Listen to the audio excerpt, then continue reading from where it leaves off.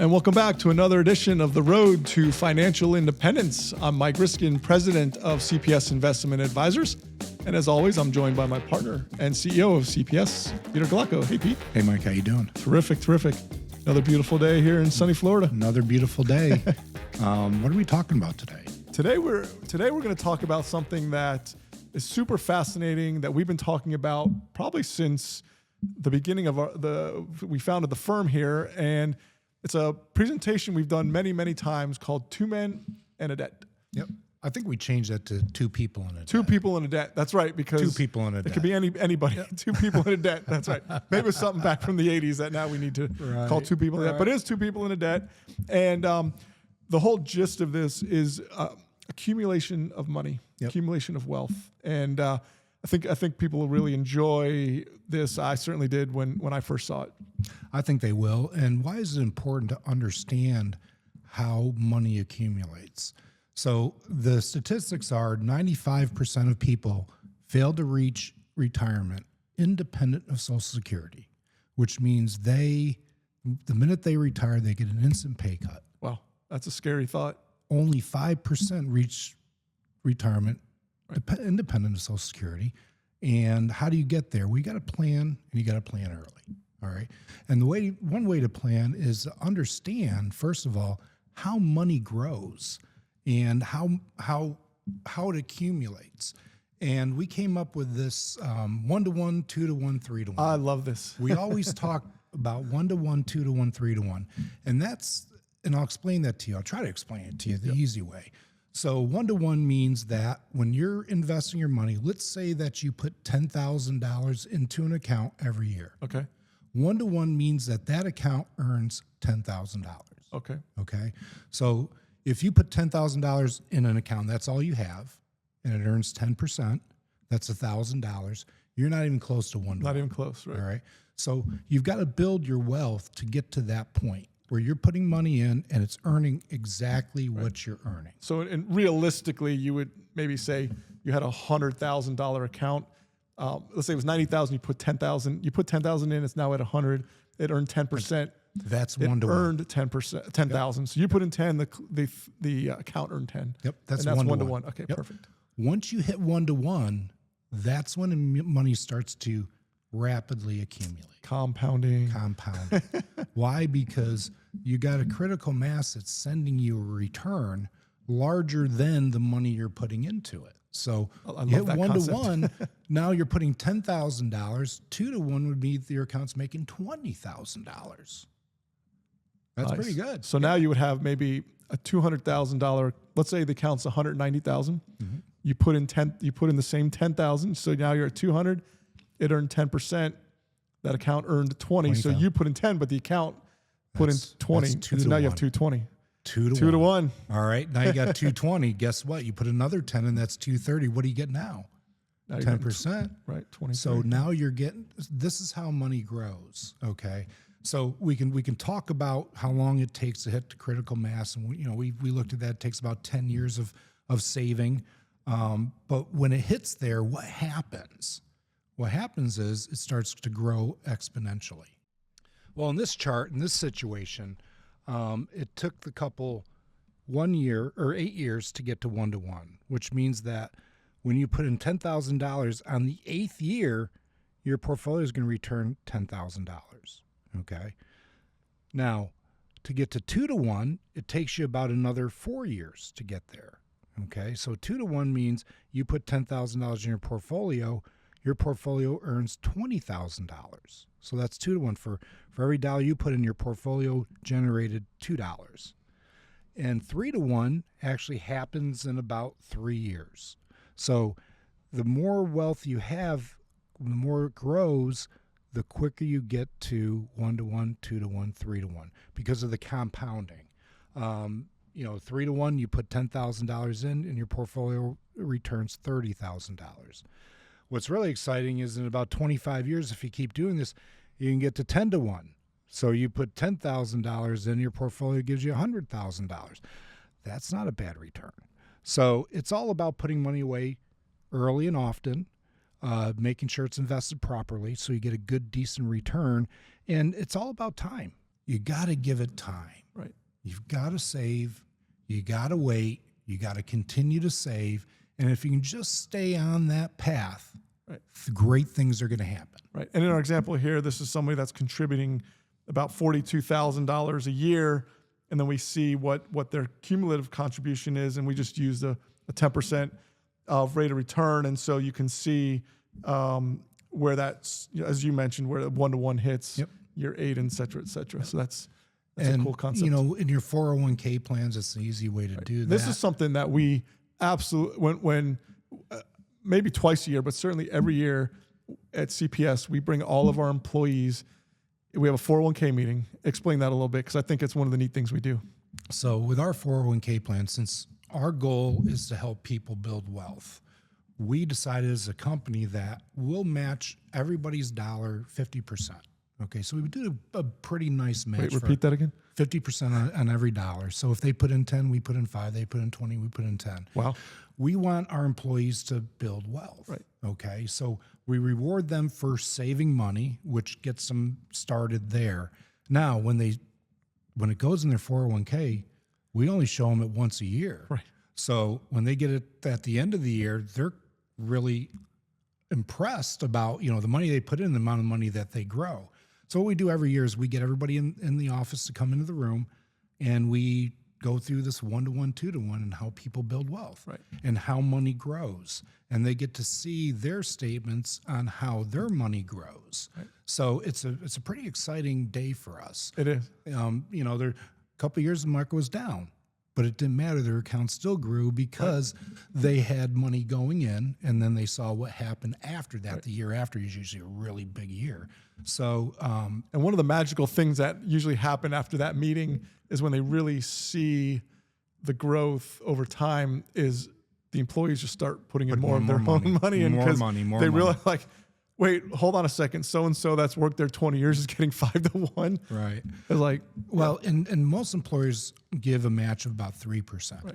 And, you know, a lot of people say, well, I'm going to put in enough to get the match. Well, sure, it's free money. You're doubling your money. And you'd be unwise not to. Unwise not to. However, that's not the most you should be putting in. Everybody should be putting in a minimum of about 10% of your gross income on top of the match. So you get the match, that's 13%. Right. All right. And if you can do a little bit more than that, that's great. Nobody's ever come to me and said, Pete, I'm so mad I saved too much money and I got too much to spend when I'm not working.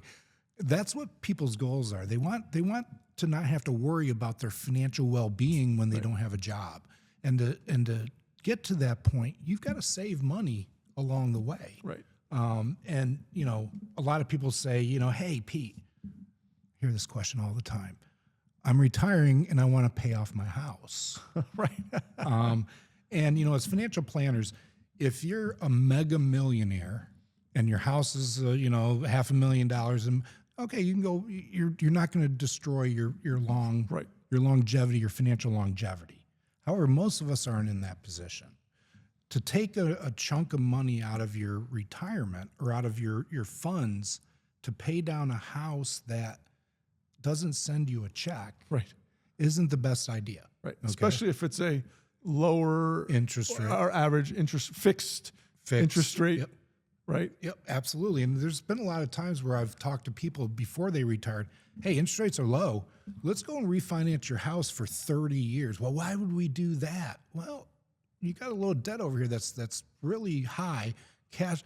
And they're like, well, I want to pay my house off. And I always ask the question. Right. I love this question. If when you die, will it bother you if you have a mortgage on your house? And there hasn't been one person that says, yeah, that would bother me. They're like, well, I don't care. I'm going to be gone. Right. Let the kids take care. Let the family take care of it. Well, that's the attitude you should have. Mortgages are long-term debt. They help you keep your cash flow. And when you pay them off, if you need that money again, you're going to have to go and refinance it. And it could cost you more to do that. Yeah, you're going to have to pay a bank or something to actually. But if you've got the cash flow coming in to enjoy your lifestyle, to continue to pay your mortgage off over the lifetime of your mortgage, that's really the way you should do it. Right. That's how you're going to continue to build wealth, because that money you put down on the mortgage isn't going to grow for you anymore. That's right. And if you got 5 more years left on it, you got 5 years for this money to grow for you. Yeah. You're going to end up with a lot more money than you paid down. So, it's always a good idea to take a look at that. And, most people, our recommendation is just hang on to the mortgage and pay it through cash. Yeah, flow. we talk about good debt and bad debt. Certainly in this conversation, we're referring to what I would consider good debt and, well managed. We're not talking about, and that's a different conversation of this, 20+% credit card debt. That's a different conversation, but that's a big difference. That's a big difference. So we're talking about, we're mainly talking about the mortgage here because that is one of the. And we always used to say it's good debt. It's not great debt anymore because the tax deductibility, only about 10% of Americans can deduct their interest because the standard deduction is so high. Large. Yeah. However, it is a good debt because it's a big purchase and you get to spread it over a long period of time. Right. So that's the best part of it. Where credit cards, you got to start paying it back immediately. Yeah. And if you're just paying the minimum, that's barely what the interest is. You'll never get out from underneath it. Right. Yep. So, I'd rather you pay the credit cards off than you pay the mortgage down. That would be the way to effectively use your money, but hopefully you don't have a lot of credit card debt to go there. Well, before we jump into the meat and potatoes of the, whether you should, showing the numbers of how we feel that you should save the money, invest the money, let it grow. One of the other key secret sauces, I think, to this whole concept is really not touching the money that you're building. You're not touching the pile that you're building. And so we had a chart here of wealth accumulation. And one of the things I like about this chart and something you taught me early on, Pete, is that I always call this the hockey stick, and it's different rates of returns. But what really strikes me, and we sort of saw this on the other slide, you go out almost 6 to 9 years before there's really material separation from the rate of return. And so what a lot of people do, and we've discussed this on other podcasts, is one of the things about our 401k plan too, is employees for the most part can't take the money out. They can't touch it. That's correct. They can't do the wrong decision that's in their head. And so they need to leave it in there because what will happen is, it'll start growing. You'll start getting some compounding. The market will dip. A crisis happens. They panic. They take the money out, and guess what? You're starting from year zero again, and ruining that compounding. Or they make a job change. And they've got the ability to take their 401k in cash, or they can roll it over. And there's some people that take in cash because they can clear up some debt and all that. But you're starting over again. And it's going to take you 10 years of saving to actually hit the compounding. Right. So, and that's what ties into the 1-to-1, 2-to-1, 3-to-1 is, man, you might be on the verge of 2-to-1, 3-to-1, and now you've just completely reset back to below, 1/10 to 1, like we discussed at the beginning, not to mention all the tax consequences of doing that. Right. So probably not something you should do without consulting an advisor. So let's jump into the two couples and debt. So kind of go through this a little bit of how we develop this scenario. So this scenario is to keep both couples exactly the same. Okay. All right. So both couples make about $68,500. Okay. Their home mortgage balance is $200,000. The interest rate on their debt is 10%, and the interest rate on their investment is 10%. Okay. Even. Okay. So, and the marginal brackets are the same. All right.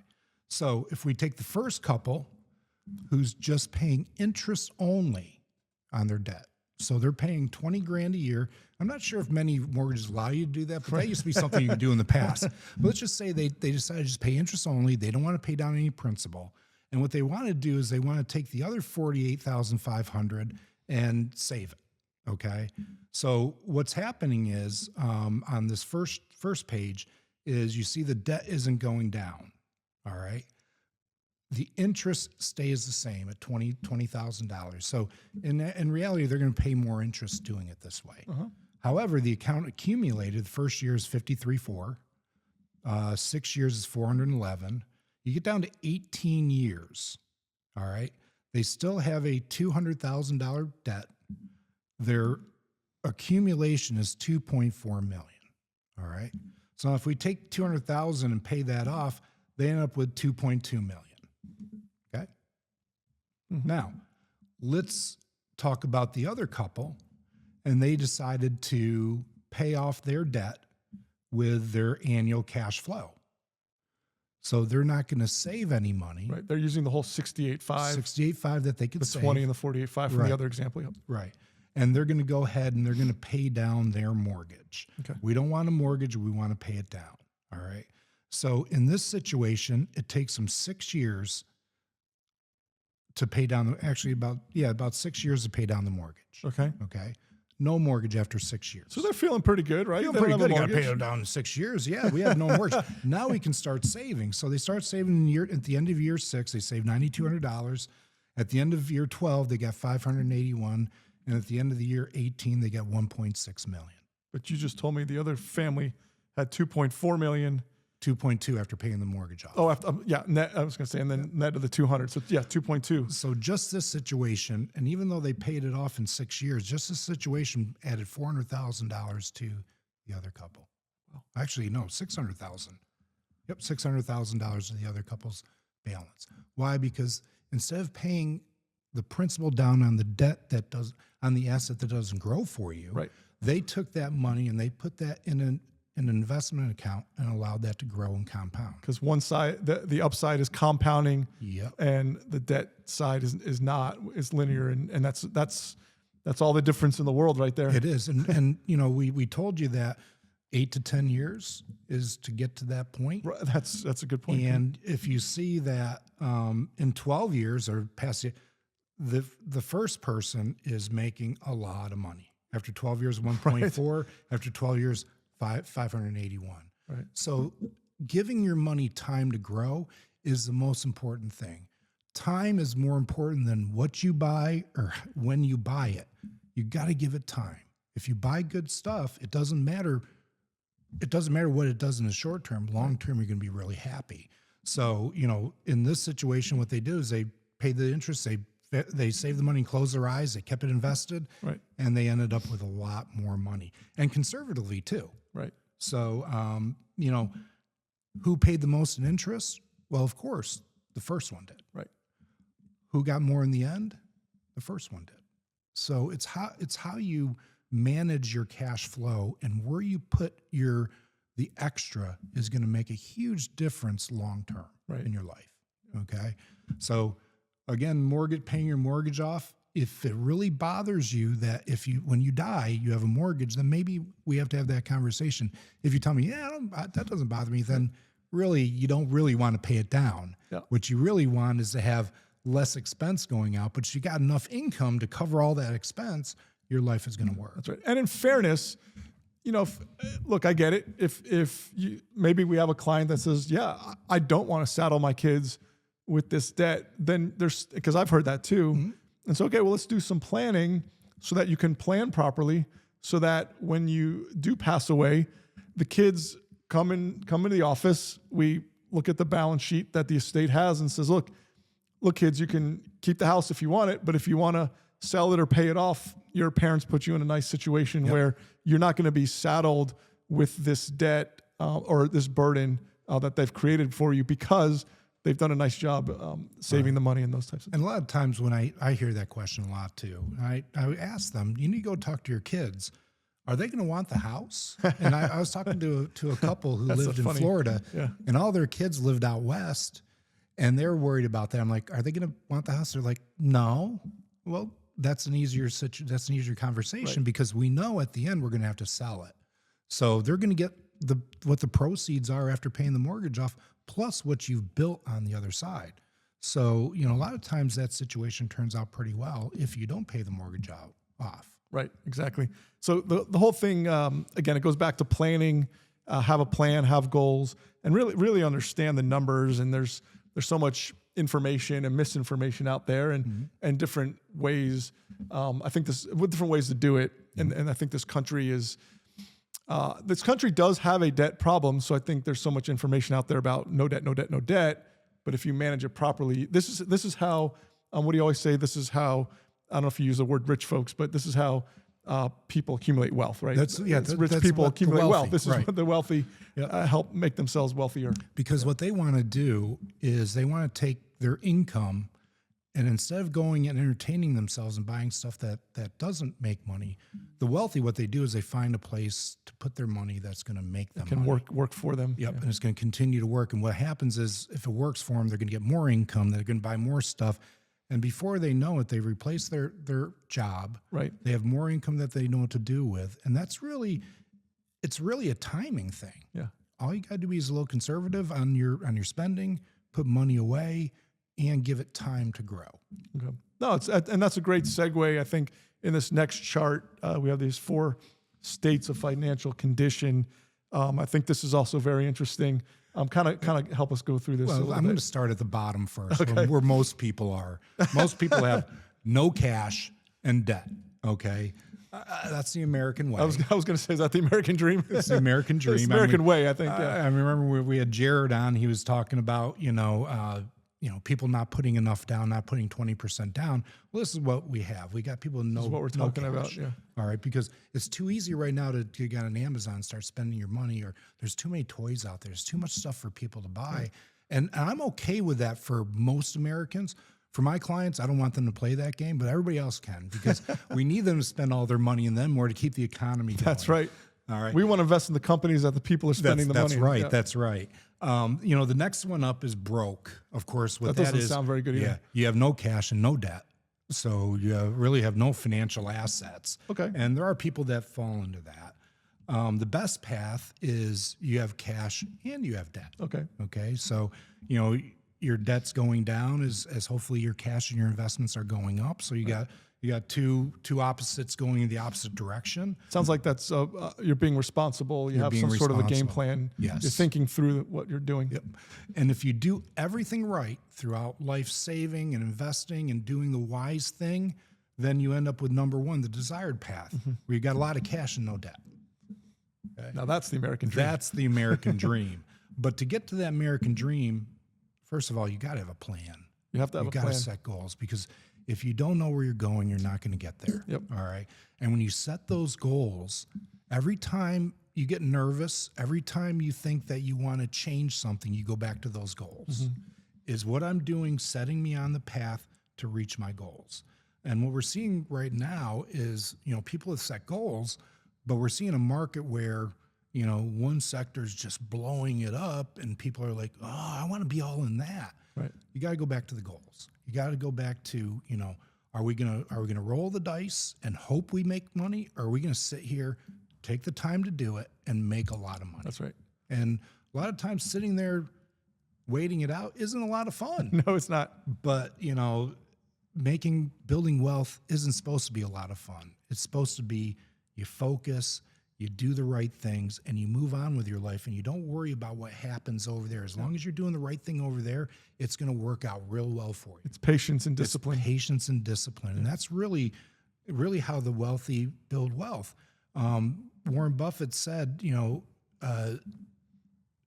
it's easy to transfer wealth from the impatient to the patient. That's right. Because the impatient want gratification right now. I need the shiny thing that's going up. Where the patient people are like, you buy that shiny thing, That's when right. it all falls apart, I'm going to buy it from you Right. at a discount. So, you don't need to chase returns. What you need to do is you need to chase good stuff that returns to you, and it allows you to invest for the long term. Right. And fit your plan. Fit your Fit your plan. goals. Yep. If you fail to plan, you plan to fail, right? You're absolutely right. And a lot of people fall off their plan when things get scary. And they Well, don't life understand. happens. Life happens. Life happens, and even more important to have a plan, because you could. So the only guarantee is that something will happen. I love there's a chart out there that it's like my plan or expectations. It's a linear straight up into the right line, and the reality is all these, over the right, place. the ups and downs and the valleys and the mountains. So that is the only guarantee is that it's not going to be linear, and you do need to. And there's adapt. some things you can't plan for. A parent moving in with you, a child moving back home, illness, these kind of things. You can't plan for that, but if you do the planning right and you build enough wealth, those things can be taken care of without a problem. Right. Exactly. Yeah. I mean, I live 08 and 09 was, about 10 years, about 15 years into my career, maybe 10, 15 years into my career. So I was just getting going, and man, I had lived through, things were good, and my career was going well, but I always, back from when I was young, my dad, save 10%, save 10%. Yep. And always in the back of my head.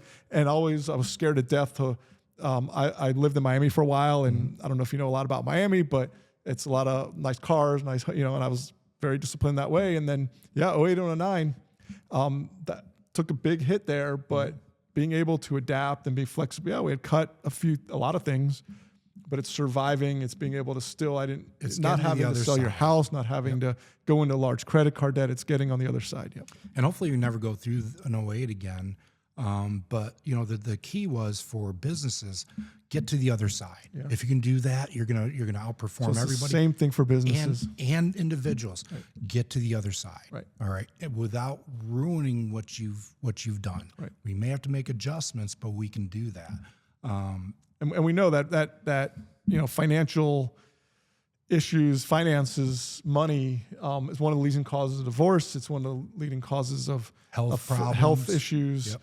So we have a lot of physicians as clients, and they're constantly telling us how important it is what we're doing.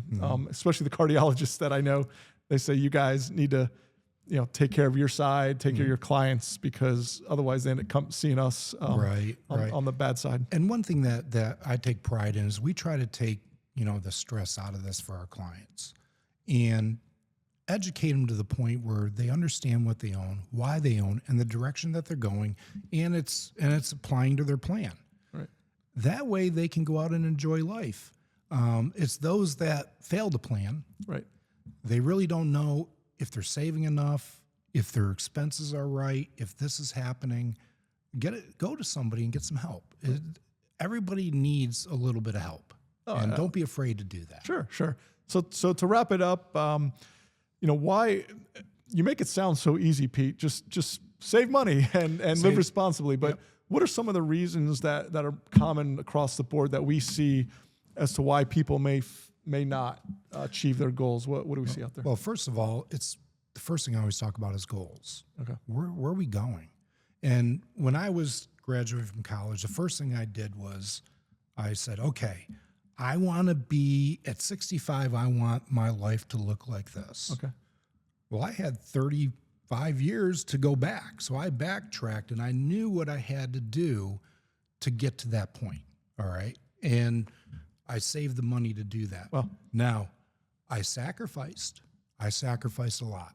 A lot of my friends were going on big vacations, buying nice cars, doing all these things. But I knew through my financial education that if I sacrifice for a little bit of time, I won't have to sacrifice the rest of my life.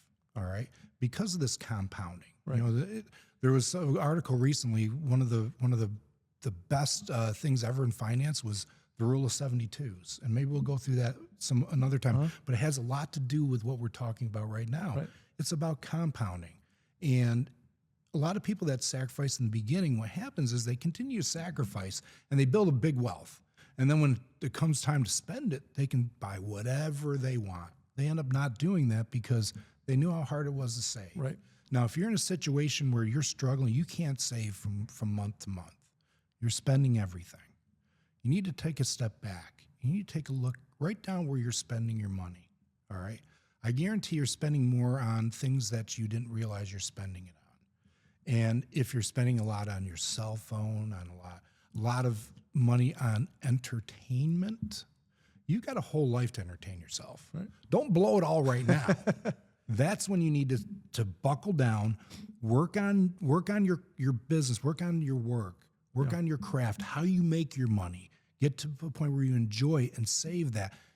Worry about entertaining yourself when you've got a lot of money, when it becomes a lot more enjoyable and you got a lot more time to do that. And that's later on in life. And it's not, look, we're not advocating to, go to work, sit in your house and curl up on the couch on the weekends. It's just do it in a manageable way and really those big ticket decisions, that monthly budget, really just focus on that, because it's so easy to just kind of get caught up in the. And there's a lot of fun things to do that are free too. Yeah. A lot of free things. That's right.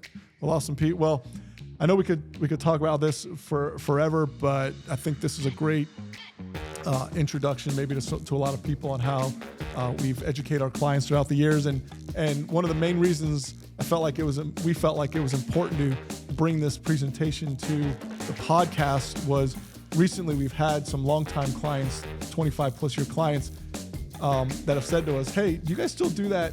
Well, they said 2 men in a debt, but it's just 2 couples in a debt presentation. And I said, well, we do actually, but that would be a great idea for the podcast. And they want their kids, their adult kids to see that was where it was coming from. They want the same kind. They want their family to have the same kind of financial education that they've enjoyed throughout their life. Yeah, and they were able to retire when they wanted, have that source of income, and so it's worked out well. So awesome. Thanks, Pete, and look forward to the next podcast. Well, thanks again for joining us for another episode of The Road to Financial Independence. If you like this content, don't forget you can find us on Spotify, Amazon, or now Apple Podcast. And don't forget to like, comment, and subscribe. The information provided in this podcast is for informational and educational purposes only and should not be construed as investment, legal, or tax advice. CPS Investment Advisors is a registered investment advisor with the U.S. Securities and Exchange Commission. Registration does not imply any level of skill or training. The opinions expressed on this podcast are those of the host and guests and do not necessarily reflect the views of CPS Investment Advisors. The information discussed is believed to be accurate at the time of recording, but may not remain current. Listeners should not consider the discussion or any information shared as a solicitation or recommendation to buy or sell any particular security or investment strategy. All investments involve risk, including the possible loss of principal. Past performance is not indicative of future results. Before making any investment decisions, listeners should consult with a qualified professional about their individual circumstances. For additional information about CPS Investment Advisors, including our services and fees, please review our Form ADV, which is available at www.advisorinfo.sec.gov.